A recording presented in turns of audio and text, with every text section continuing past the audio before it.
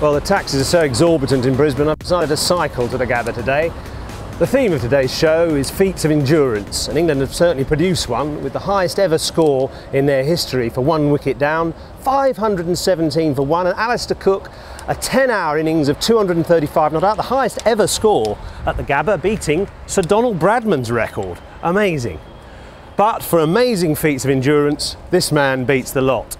Ollie Broom. Does anyone want a game of cricket? He left England on October the 10th, 2009 on his bike, and he cycled all the way to Australia, arriving on the 24th of November, the day before this Gabba test. So 14 months on the road with his bike, 13,000 miles. The simple question to you, Ollie, is why?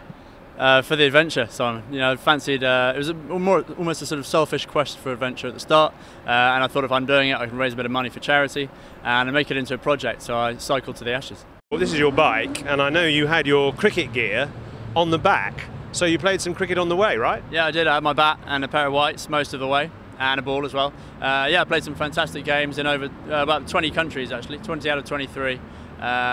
On mountains in Indonesia, you know, fantastic views surrounded by volcanoes. Played in the middle of Istanbul. We got government permission to play outside the Blue Mosque. And was it worth it in the end? Yeah, it was definitely worth it. Doesn't matter what the result of the Ashes is. You know, from my point of view, I'd love to see an England victory, but it was worth it nevertheless. Yeah, fantastic experience, and met some amazing people, seen some amazing places. And you've raised 45,000 for charity. Maybe you need to donate some money to Australian cricket actually, because they really had a terrible day today, with England making that incredible score of 517 for 1, and then losing a couple of wickets late on in the day. It'll be very interesting to see what the captains have to say after the game. I would have thought Andrew Strauss will be pretty cock-a-hoop. Meanwhile, Ollie, end of the match now. It's time for you to ride home. Off you go. Thanks, Simon. Well, everyone talks about the Brisbane test and how important it is. So at the end of day 3, it wasn't looking good for us, and to come back in the match and draw it, you know, we've got a lot of belief that we can go on and win this series from here. There'll be a spring in our step going to Adelaide, but you've got to transfer that onto the pitch. You know, it's all very well, you know, strutting around the hotel lobby, feeling good about yourself. You need to make sure that turns into runs and wickets.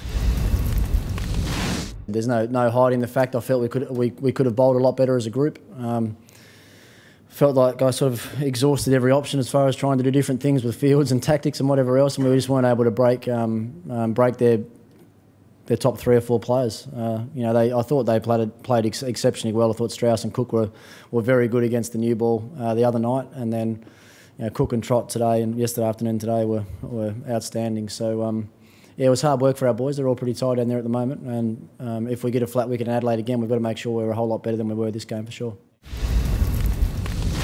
Well, Andrew Strauss certainly sounded the more upbeat of the two captains in that press conference, and not surprisingly, considering England, with their 517 for 1 declared a colossal score, certainly finished the game the stronger. It was a game of amazing batting records, not least, of course, the Alastair Cook 235 not out, which is the best score ever made by any player on this ground in a test match. Also, it was England's second time that they've made a 300-run partnership in successive tests, the last being Broad and Trott at Lords against Pakistan.